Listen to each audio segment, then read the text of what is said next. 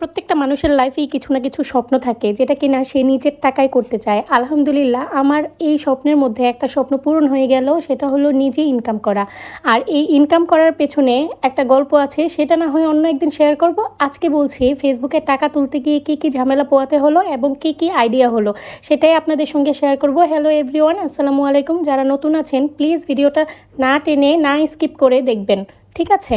এখানে যারা নতুন আছেন তাদেরকে প্রথমেই বলে দেই, যারা স্টারের পেছনে ছোটেন প্লিজ স্টারের পেছনে ছোটা বন্ধ করে দেন, কারণ স্টার থেকে আপনাকে স্পেসিফিকভাবে $100 আর্নিং করলে তবেই ফেসবুক আপনাকে সেটা পেড করবে। আদারওয়াইজ আপনি যতগুলো ডলারই আর্ন করেন না কেন স্টার থেকে, আপনি কখনোই সেটা তুলতে পারবেন না।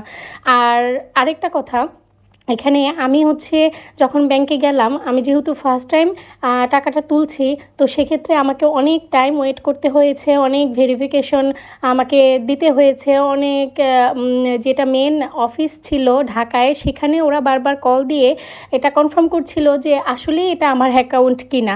তো আলহামদুলিল্লাহ সব ঝামেলার পরে আমি অনেক টাইম ওয়েট করার পর প্রায় 2-2.5 ঘন্টা তারপর আমি আমার এই টাকাটা পাই।